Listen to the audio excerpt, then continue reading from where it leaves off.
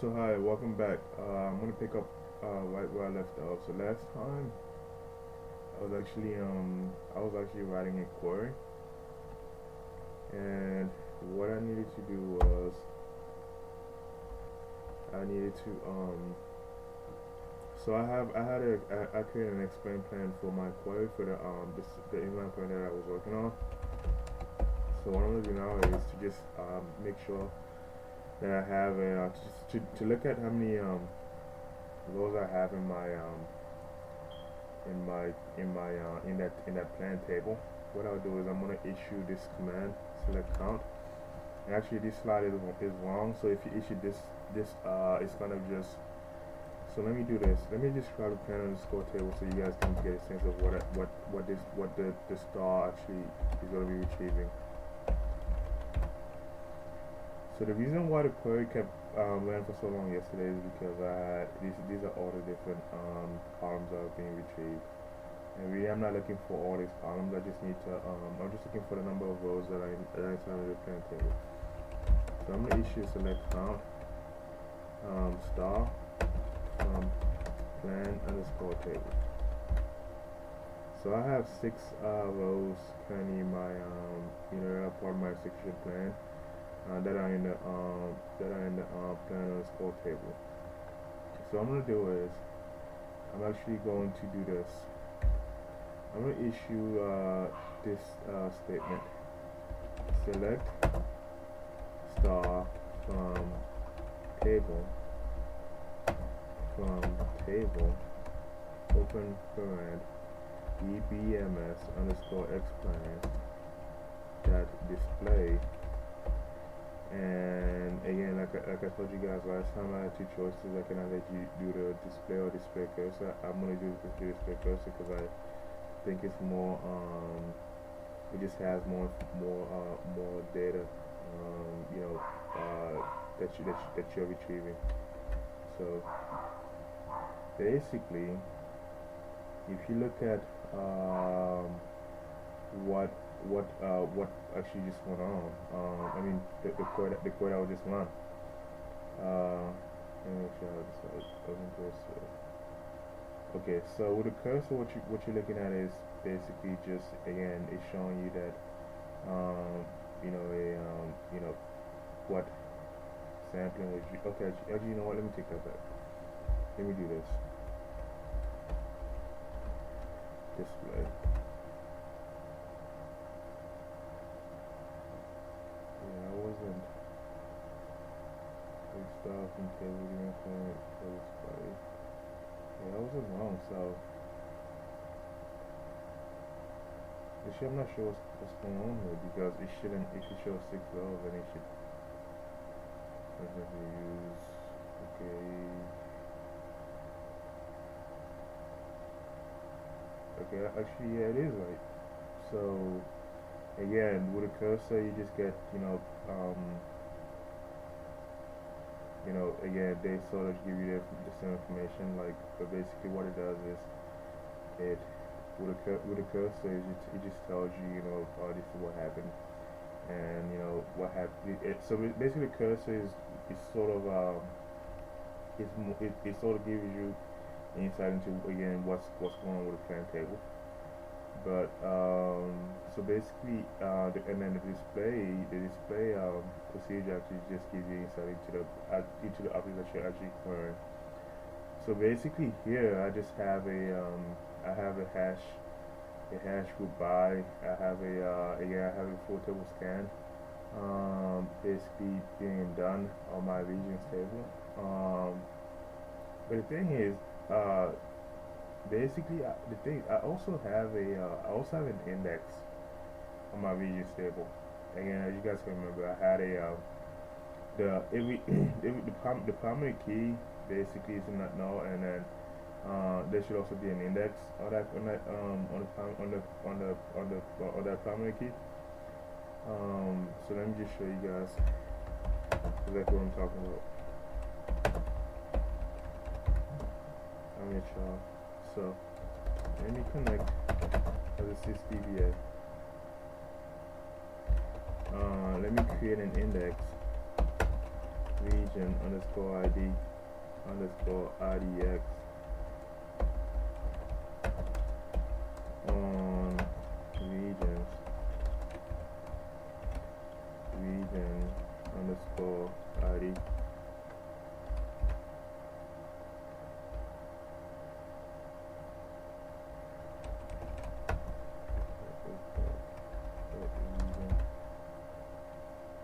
Good.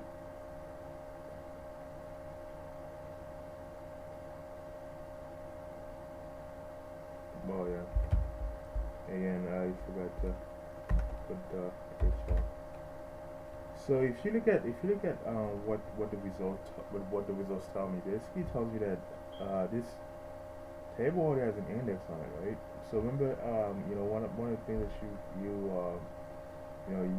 one of the principles that you come across, as you just mentioned in different databases is, okay, an index is faster than a full table scan.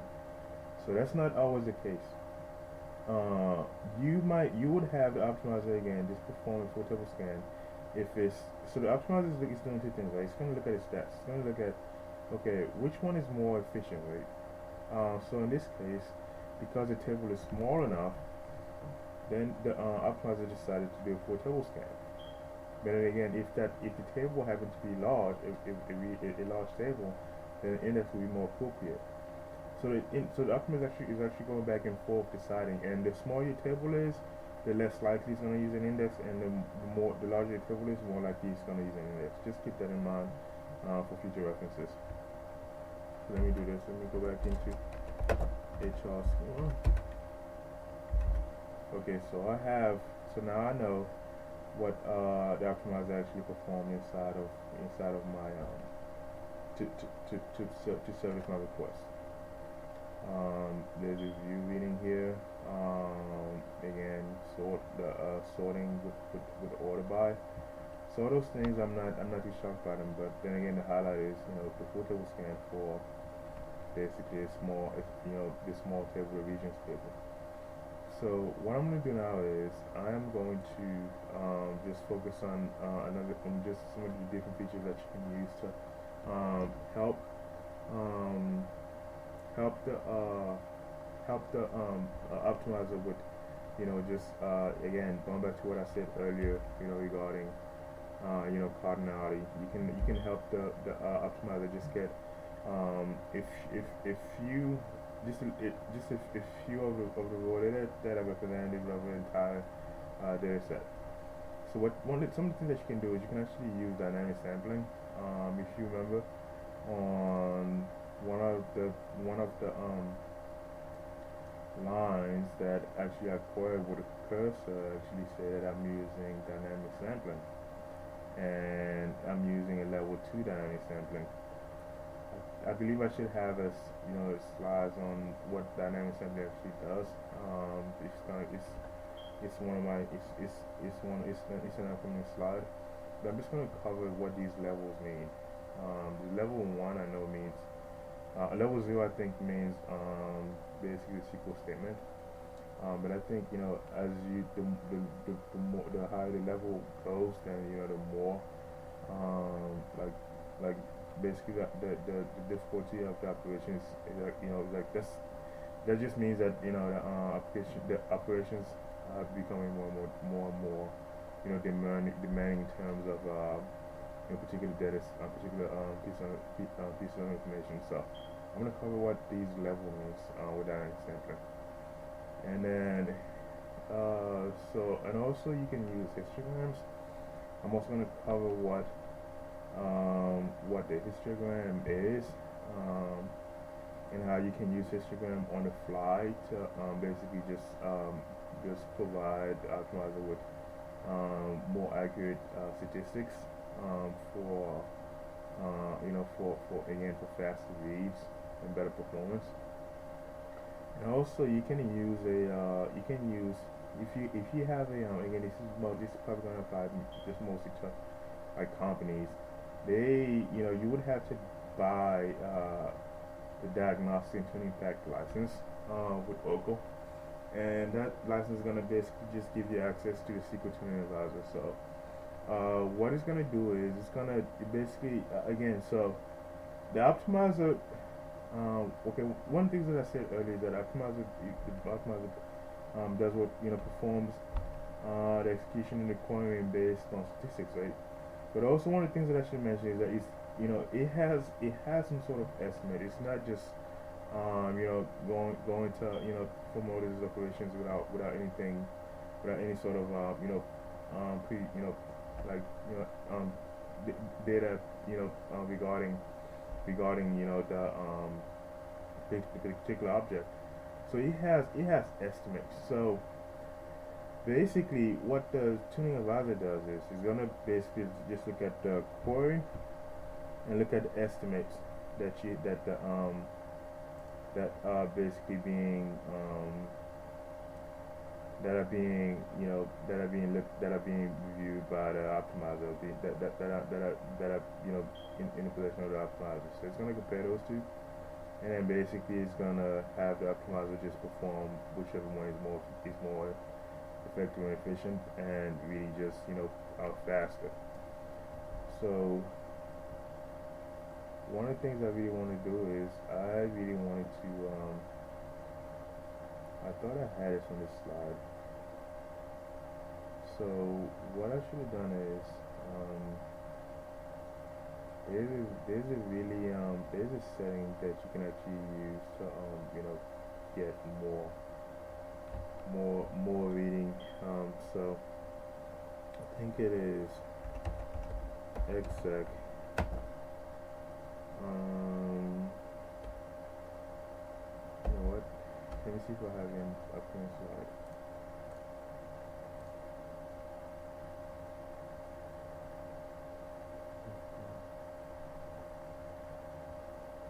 Yeah. Maybe I'm jumping ahead of myself here, but there is a command that you use to get there are additional rows that you can have as as part of the execution plan reading. Those rows are the E I believe is the estimated rows and the actual rows. It's gonna say E rows and A rows. So this one's actually gonna be broken down. The thing is, okay, I'm gonna pause the video right now, and I'm gonna come back with that statement.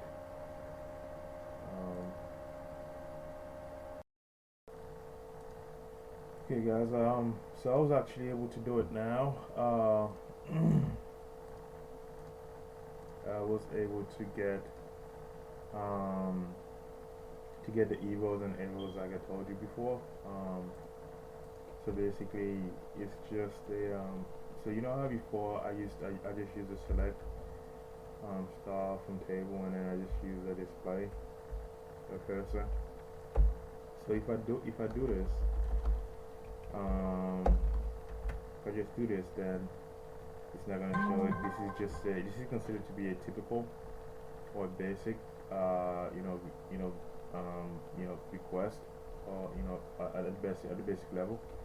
But if you want more information, if you want to get more greater details, you don't just want to have a cost. You can just again you can do what I had.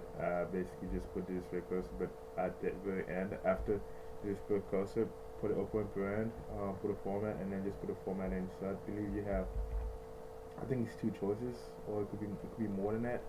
Yeah, it's definitely more than that. But the choices that you have to put in to be able to review the number of estimated rows and number of actual rows, those two columns, and also in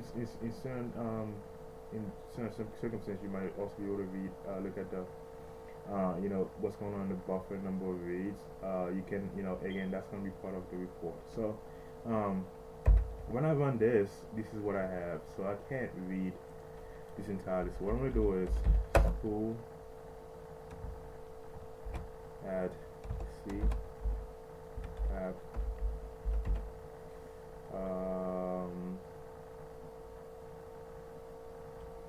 I'm gonna call this just columns .txt.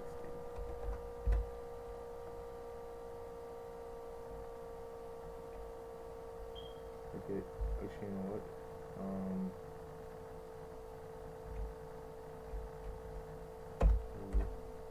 there you go. So select. I have it. Spool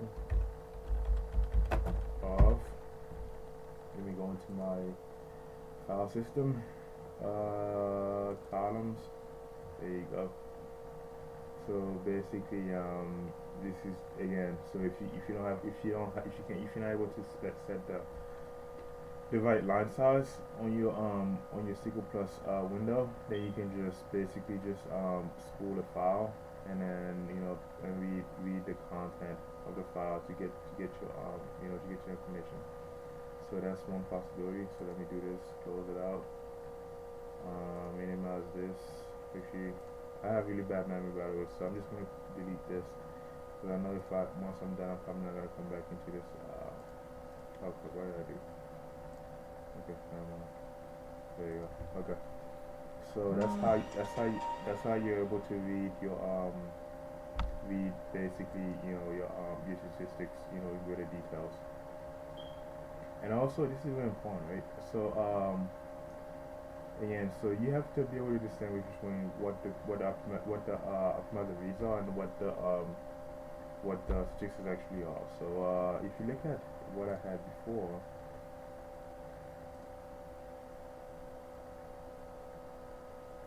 actually,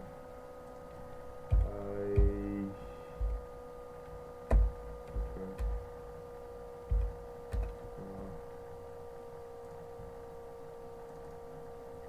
Think of what I had before. So basically, the EO stands for the estimated number of rows, right? That's what the optimizer come. That's the so like the preemptive information that the optimizer has, right? And then this is the number of actual rows. So if you look at what I'm doing here, so you have 20 rows as an estimated rows, and then you have 1 to 62 actual rows. So basically, what this means is that the optimizer is definitely not coming in with the right level of details, as far as information.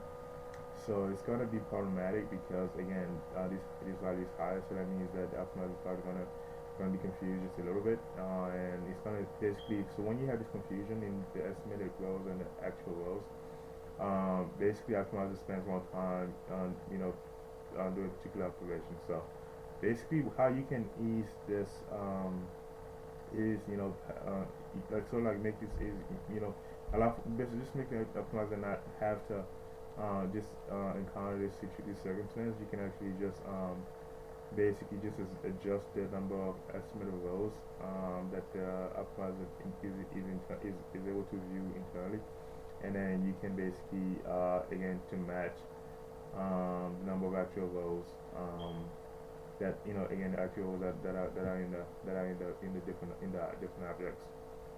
So let me do this. Minimize this. Minimize this. So as I was saying, basically the optimizer just accepts the statistics, not the data.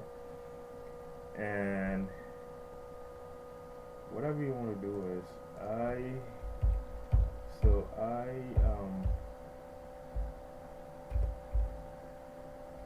really want to get to this. Let me make sure I get rid of all these things. So PMS is display.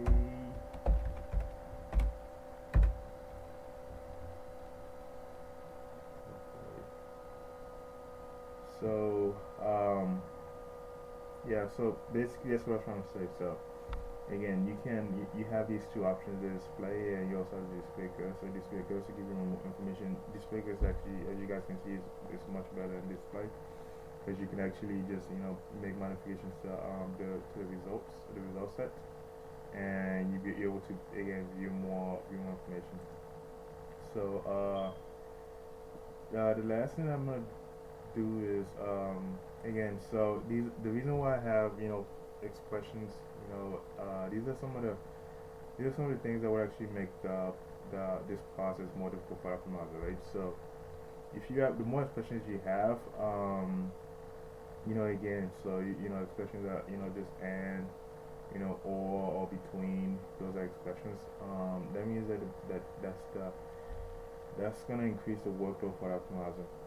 And also you have predicates that you have to be aware of. Again, so predicates come after the work.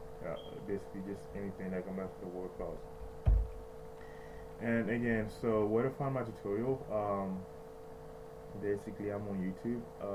Look for OcoDBA Tutor. And I'm also on Facebook. Find OcoDBA Tutor. And then I have some of the videos that are on YouTube, but I'm gonna see if I can basically just there might be more information on like what are my upcoming tutorials. Yeah, so basically before I post a video on YouTube, typically what I do is I announce it on Facebook. So basically, if you're keeping track, just go to my Facebook page to see if I'm going to be doing a tutorial on Exadata, WebLogic, or Performance Tuning, all those aspects of Oco. And if you have any specific questions, just email me at ocodbatutor@gmail.com. And also on my YouTube channel, if you look under the discussion tab, I have scripts that basically lets you that lets you use that gives you access to basically the content that I'm using as I'm going through my tutorial. So if you have a question about what is a particular SQL script, or what is a particular command, then basically it's going to be in discussion section of my YouTube channel. Some examples of things that I have, just how to create Instagrams and how to basically just add running sessions for other users. So in terms of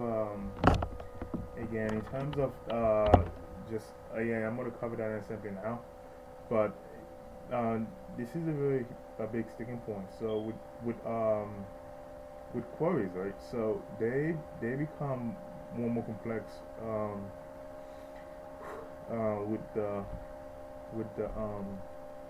the number of modifications that you make to it, right? So basically you have let's say again, so if you have a typical query from like from where a query with a form in a word clause, right? That's very standard. But if you go as far as to, let's say put in a join and then have two objects, and basically what you're doing is you can either just again just look for a common data or data that's actually just entire sets of data.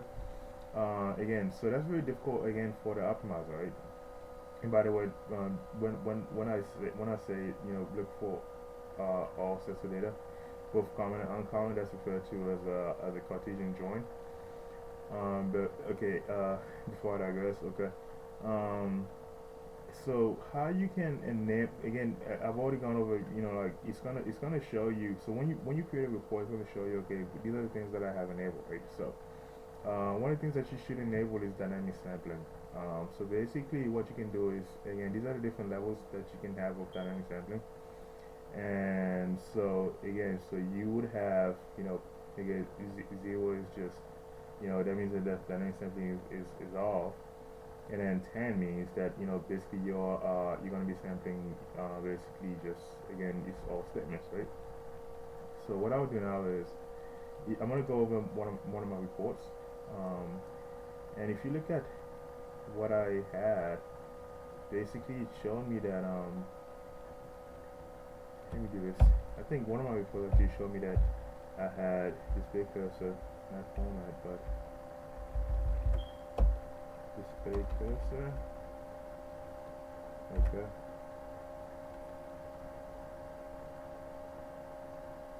I might not be able to see it, but I ran this before, and it showed me basically dynamic sampling that I had. And I think the level was 2.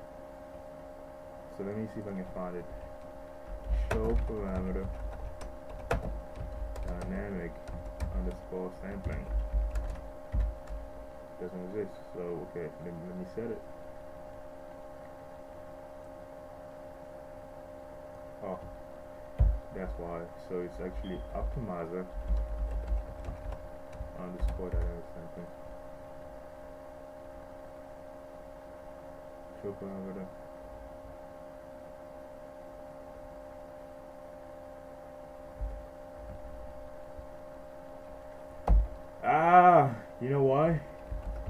because I'm logged in as the HR user. Dang it. I keep doing this. There you go. So again, just be mindful of which user account you're currently in. So again, so I'm new HR. That's the reason why I don't have access to information. And I think that this might also be the case for the previous show parameter that I used. Let me see if that. I think I issued show parameter for. Never mind. What was it for? Show parameter for. It wasn't dynamic sampling. It could have been. Yeah, I can't remember it, but again, just make sure that you're aware of which user account you're logged in as. So I have a level 2. So what does that mean? So I have basically it's a default again. So whatever you want to do now is I'm gonna change that dynamic sampling again. So dynamic sampling is just gonna basically just gonna sort of get a sample of the overall data. And then basically induce and use that as a measurement for basically what the action should be for the optimizer. So I'm trying to think. So which one will be appropriate for my environment? Again, it depends on which environment. Definitely just consider like what level of activity, the size, that you're expecting from inside of your inside the database. So let me do this. I'm just gonna set it to all. So let me alter session set optimizer underscore dynamic underscore sampling is equal to 10. So if I issue that command again, so I have a 10. So basically that means that all of my systems are going to be sampled, and basically so that should pretty much resolve make the workload less burdensome for Optimizer, because it's not going to be this is just together will be based on a pool of data, like a small pool of data, but that's the validity of the overall set. But again, so to just try to just minimize the amount of activity that takes place inside the Okra software. So when I say activity, I'm particularly referring to the number of rows that are being queried. So that's why here at the bottom you have I'm referring to Cardinality again. And again, what it does is, Cardinality, when you say rows, the less rows that are being queried, and the more granular we are the overall data, then basically the less weight, the less the number, the lower, that's going to lessen the amount, the number of the weight, the weight events. That's one of the that is probably is going to reduce, but also just for the optimizer, that's going to be that's going to simplify things for it. So again, so when you have the optimizer, just again, I'm gonna focus on the join operation again, because this is this is really significant. This is really important. Again, you can have just typical data. You can write those all day, but this is going to be your bread and butter. If you can streamline the joins, then you're pretty much pretty much going down the right path. So with a join, again, you have two choices. You can either have a result set. You can actually have no result set, or you can have a petition join, or you can also have a join of common data, right? So what happens internally is that basically the optimizer is going to create a tree structure for you to operation, right? So it's going to map out the different objects. So typically what it would look like would be it's going to say, okay, it's going to say that you're going to have so again, I'm going to introduce a new term here, raw sources. So you're going to have raw sources, right, which are tables, and these raw sources again, these are the rule sources. They can only two rule sources can be joined at any one time. So if you have a three table join, right? That means that you're gonna have two tables that are joined first before the resources actually match with the other table. Right? You would never have three tables just being joined at the same time. That's not gonna happen. So again, so you have these things called join optimizer, right? So when you have low sources, so I'm gonna use this for example. So when you have low sources, when you have two tables, what typically would happen is that you would have like a join operator. That's actually basically that's a designated so like overseer for that join operation, right? So what it does is it's gonna ensure the join operator is gonna ensure that that you're only matching that you're only joining two tables, the two tables that are specified. And again, it's gonna also ensure that the third table it's not it's not being looked at because again only two are the maximum number of rows that you can have, maximum of table objects that can be joined at any one point. So again, so the join operators basically they're doing this on the behalf of the optimizer, right? And basically in terms of so all these type of joins that you have, the inner join, the left outer join, the right outer join, the minus join, basically the join operator is responsible for enforcing these join rules, right? So this is again, so it's doing this again. To it's doing this to basically just as part of process for for gathering statistics on a joint operation, which the optimizer would ultimately be relying on. So and again, so with joins, you just have as I've already gone over. You have anchor joins, or you can have non-anchor joins, which are outer joins. But this is very important, right? So even though you have the joint operator, basically responsible for basically just making sure that the joint operations are occurring. What's going to happen is that it's not always going to be an accurate read for your joint operations. So what I'm trying to say is that so if you have okay for this one, right? So you have an inner join and these common rows are being queried, right? So basically the optimizer is not able to read this. That's problem number one, right? It's not able to read um this number of rows. Again, the join operator enforces this join, but the data itself, no one neither one of them is aware of it. So basically, you would have the optimizer just again it's expecting the join operator to do this, but basically the data that comes out of it, it has no idea what it is. So this is a really big problem. So let's say you have a three join table, right? And then so the first join is actually for two row sources. So that's number one. The optimizer is not aware of the number of the row data. And then let's say you have another join for two other row sources. And then basically let's say you want to have those two row datas that are part of the results as join ultimately for you to be able to just have a complete data set, right? Of result set. So that's really bad news for the optimizer. So the optimizer, that's number one. It cannot read this. Number two is if you have another join, it's not gonna be able to read this. And number three is the optimizer is not gonna be able to read the overall results. It's not gonna be able to basically understand the overall result set.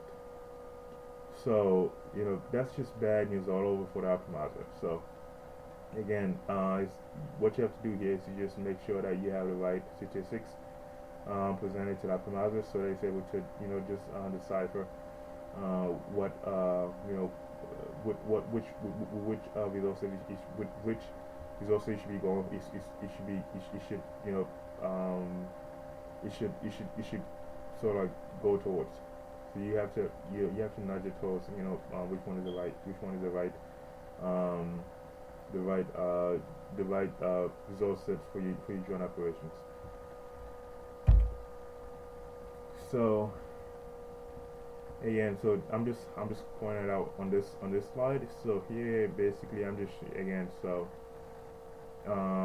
even though the as you can remember, I've already gone over the estimated and and the actual values, right? So estimated and actual are not always going to be on the same page. Again, I had 20 for estimated and 162 for actual. So again, so especially when you're dealing with a joint operation, you would have to basically just be able to just tell the optimizer on the fly that okay, a optimizer, this estimate number of rows is way too small.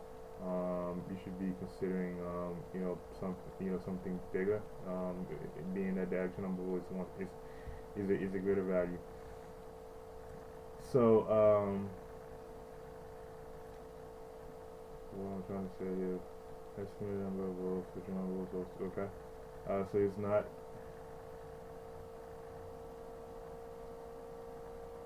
okay. Canali Okay, so basically, again, here I'm just covering basically the estimated and the actual rows, which are the cycled rows from the different row sources. So those optimizers it's not able to factor into the the into the operation the operations that include just performing and just creating an execution plan and actually putting the data.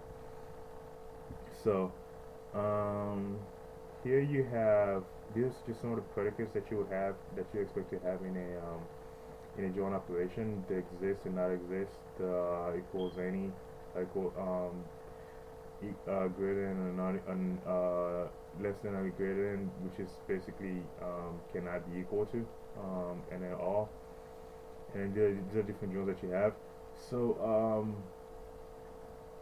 basically here you have what's also known as a range inequality. Okay, so in terms of continuum joints, you have range and inequality joints, right? That those these are basically just again these are sort of like these are levels above the typical Cartesian joint, and the range joint actually basically it's just a between clause, and inequalities it has just comparison signs. So again, what I have is to show them ratio schema. I think I probably just overused the HL schema by now. I'm not gonna focus on that again. So what I would have done is I would have just that joint operation that I ran earlier, and basically just again to just show you which type of joint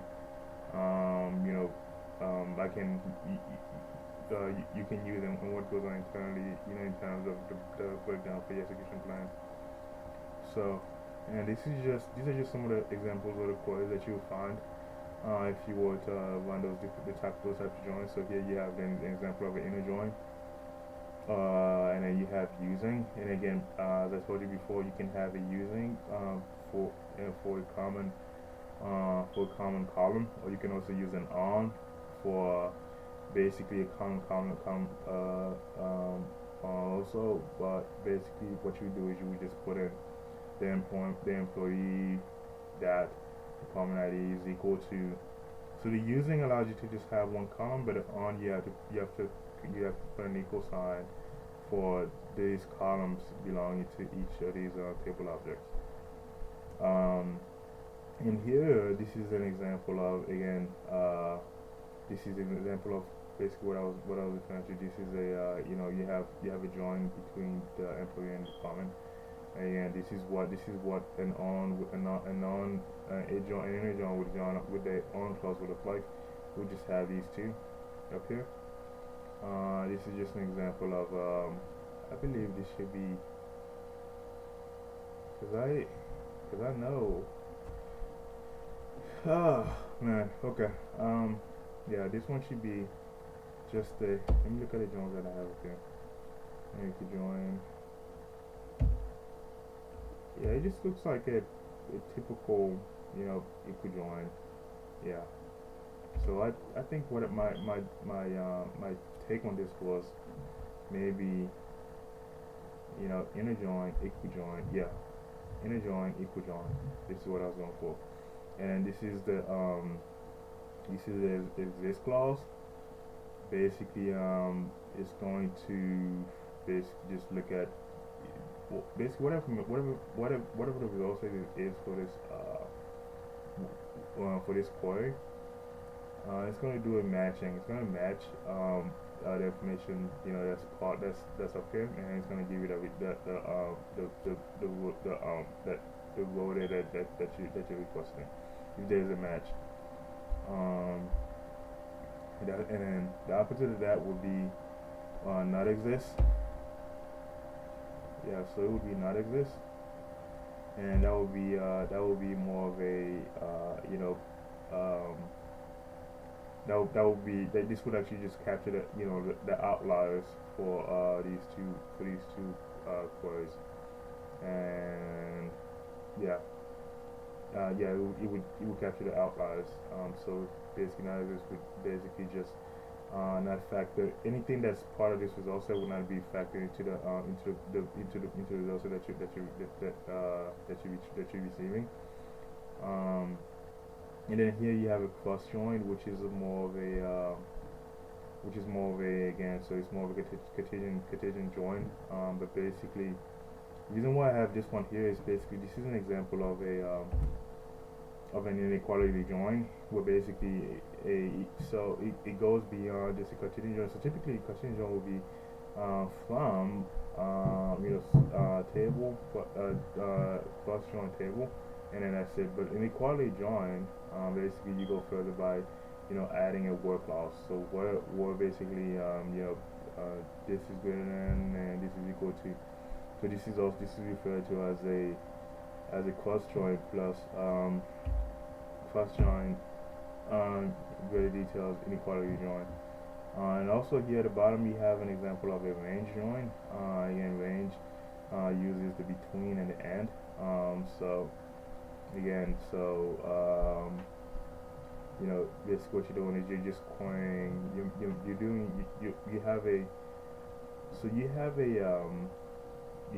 already have a value, right? So what you're doing is you just you so you yeah, let me see if I can word this right. So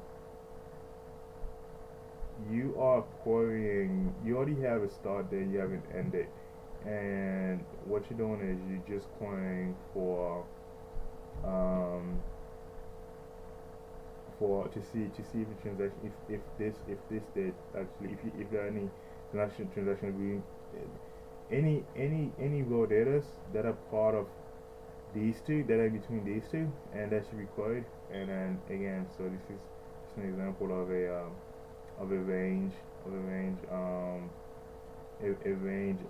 join. So again, so basically, the reason why I'm covering this is basically this is what's going on internally, right, inside your database. So the better you're able to the more clarity you give to your data, basically the clearer your statistics are gonna be, and then that means that basically that's basically just gonna be better. That's also gonna be it's gonna be very beneficial to the optimizer, because again it's gonna just streamline what it does. So now I'm gonna cover clustering, right? So if you think of clustering, like you have clusters in a rack environment, so that's a different level of clustering. That's more of a you know um, you know high level clustering, right? But inside of your systems, you also have clustering, but again, it's at a very granular level. So basically, you see between blocks and rows, and it's basically not seen. You would have to basically just do some some take some time to be able to actually put that on paper. So with clustering, right? Again, especially for these, they actually just they majority support majority of the time they're supported by OLTP system. Um, and basically, the reason why you have clustering at such a granular level is to just allow for better reads by the optimize for but to allow for better reads and better sort of picture for the statistics inside Oracle software. And again, so it helps to optimize with the workload. And then you have, in terms of clustering, you have two types of clustering. You have index, and you have hash clusters, right? And then basically what they do is what these two clusters do is they just pre-join the data, as I've already told you. Basically, it's just if you have a cluster, it's just basically just multiple data that are multiple yeah, just database data that are being joined for faster access. So these data are actually going to be basically placed into a what's known as an index organized table. So basically, what's going to happen is that it's going to be it's going to be a single location for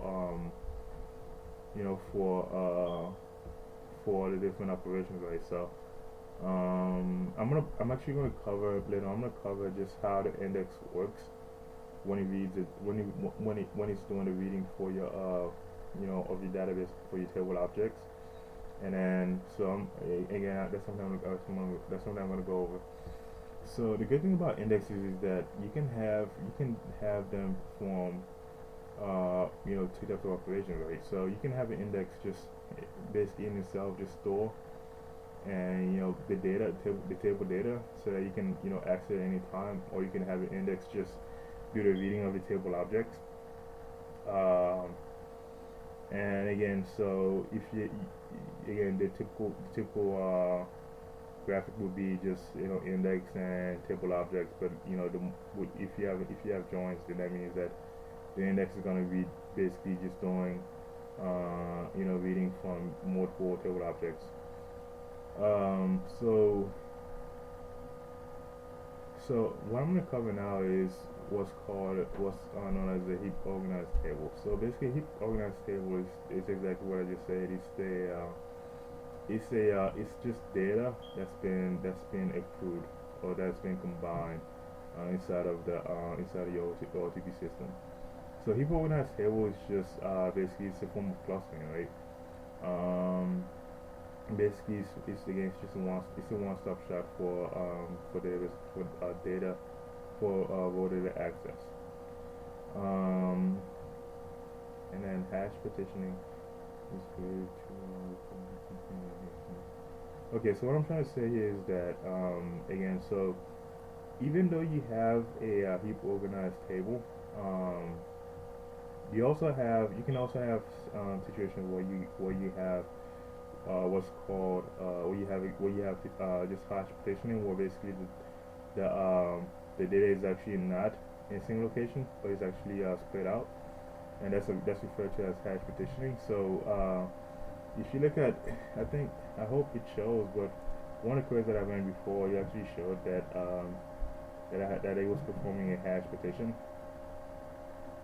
Let me see if I can run that query again. So I'm logging as sys, maybe connect. I'm not going to be able to do it because connect HR, okay. Select count stuff from underscore table. Yeah, it's going to show 0 because I don't have that. That's not saved currently. So let me do this. Okay. Explain plan for. I'm going to need that query once again. Copy. paste. There you go. And also before I go any further, I'm gonna also just in terms of like I'm gonna be posting a lot of like I'm gonna be posting a lot of like scripts that are very that are associated with this tutorial. I know it's very confusing tutorial.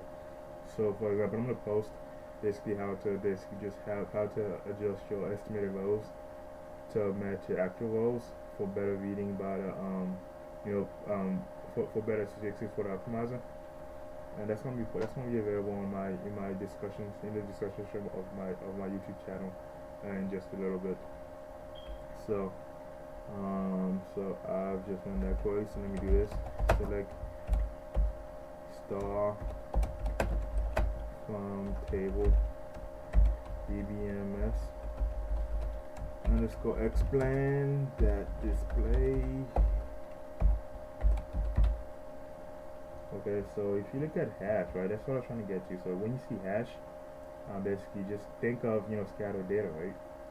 More that's more work for the optimizer. So again, if you were to have a data that's clustered that's in a heap organized table, then basically that would be again that would be there for this faster access. But I'm gonna pause right now, and I'll be back in a short.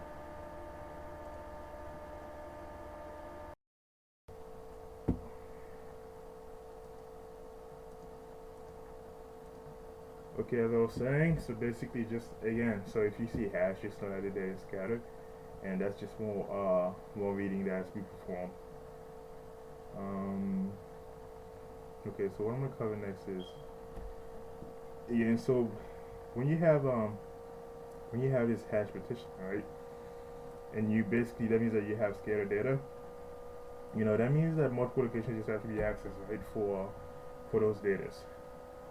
So what the more locations you have that store your data, basically that just means you're gonna have a greater number of an increase in the I/O reads. And also, when I say I/O, I'm not just saying like at the physical level, but you have a logical I/O reads that take place. And also, you're gonna have just again, you're gonna have more buffer weights inside of the system. And again, these are just you can go down the line with contention amongst different users, and basically again at the logical level you have more the I/O for the database writer and the log writer, and also in terms of scattered data, caching is definitely not recommended because if you cache these data in these various locations, right? Basically, what this means is that again, this is going to lead to all these things that I've just gone over. You're just gonna create a lot of contention inside the system. So let's say you have an environment where basically OSCP environment where you have multiple transactions taking place, right? You have basically a lot of inserts, a lot of updates that are being performed by the users. And basically, if you were to cache in this type of environment, if you were to cache it into memory, right? Again, this is where the contention is going to be is going to factor in. So, cache data cannot be modified. That's number one. That's again that's very obvious, right? So, the contention occurs because the memory is just it's sort of it's confirmed in its location, right? So because there are no free blocks, you're gonna have these operations being performed, and basically if out of these processes, the database writer or the log writer are trying to look at different blocks, they want you to do it because you already have the information I believe the term is sealed and sort of like just sealed. It's sort of like infused into memory. So again, and and when you have and then so when you perform this caching, basically what you're doing is you're just affirming that these are just dirty blocks. I mean dirty buffers. And remember, inside Oracle software, the dirty buffers are supposed to be picked up by the database file, right, and read into the data file. So if you don't have that happening, then again, so that's gonna again just lead to it's gonna allow you to perform the performance of the Oracle software, and then basically the request for the from the different users is also gonna be diminished. So in terms of the reads, right? So I just mentioned the logical reads, the database writers. So these are performed in microseconds, um, and the physical reads at a great level. The physical reads is just looking at the disk on your system. These are performing milliseconds. So um, let's say you were to create a contention for at the logical level as well as as well as the physical level, right? The physical, yeah, the physical level. So that means that these would actually just the values would keep increasing. So when these values increase, that means that you have you should just expect a lower performance of your system. So just be mindful of these two. These are the two. These are the measurements for these two um, components of the Oracle software. And then again, this is the reason why they are so small, because they're supposed to be you know fast and and very and quick. In in terms of how they perform, but it's up to you to just monitor that. And if you see an increase to a value that's not acceptable. Again, it's gonna depend on your environment. Like I want to be able to give you an exact value for exact measurement for these values, but I'm not gonna do it, because you just have to be able to measure, like just consider what your environment is, consider what the activity level is, and then just figure out the appropriate level for these two for these two values, and then you can just figure out if okay, so if it goes beyond this threshold, then it's gonna be problematic. I'm probably gonna post a an example of what would be an appropriate database size, and an example of an appropriate of a activity level for that database, as well as just the different measurements that will be appropriate for that database, the logical measurements and the physical measurement. That's probably going to be in the discussion session later on. Just be on the lookout for that.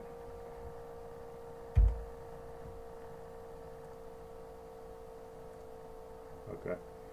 So again, I'm gonna just turn around and just focus really a whole lot on indexes. So with indexes, you have, let me minimize this. With indexes, you have a lot of you definitely have block read. That's bound to happen, right? So, but basically, in terms of how the index functions, right? So again, it's very simple. So the more rows, again, I'm referring to this just having to have to use storing your table data inside an index, right? So again, so the more rows you have inside an index, you know, um, basically the less blocks are gonna be read, and then the less rows you have, the more blocks. So I'm gonna show you, I'm gonna give you an actual a diagram of what I'm talking about. So in terms of the number of rows that can be accessed, and basically and what it has to do with the blocks, which again I just which are sort of like which is more again in terms of what I'm referring to here, these are just more of a more external to the index. And also in terms of you have a really unique feature inside of Oracle software. This is actually called a segment space management. It was introduced in Oracle 9i. Basically, what it does is it's just to it basically just again. So I'm gonna to simply put it. Basically, what it does is it just like it ensures that you have a that the data is not all over the place. So this is the regulator for just how just what where your data can be placed, right? So again, going back to the example of dealing with scattered data, the ASM would actually just be responsible for just having a reasonable separation, separation of the data, the data blocks, ultimately your data. So that's what the ASM is responsible for. And then again, so you can either do it, have the Oracle software do it for you, or you can do it manually by just enabling the MSSM. I'm probably gonna have I'm probably gonna put this, how to enable it, the automatic, how to enable it, just the automatic uh, feature onto your onto the Oracle software. Maybe automatic use by default, but again, I'm gonna have more clarity on this feature of the Oracle software on the in one of my discussion posting. Um, Basically, in terms of okay, in terms of the ASM and ASSM and the heap organized table, right? So basically, what it does is, again, so while it's making sure that the data is not spread out across too many blocks, what it also does is, in regulating that aspect of the writing, it's also preventing the contention from the different users who are trying to access those blocks during their sessions. So again, I'm gonna give you I'm gonna clarify this process in the next slide actually. So basically, just keep this in mind. The ASSM is, what again, it has a set number of I don't want to say set, but it has a reasonable um, it brings reasonableness to how spread out the the Oracle blocks are, database blocks. Just give me 1 second.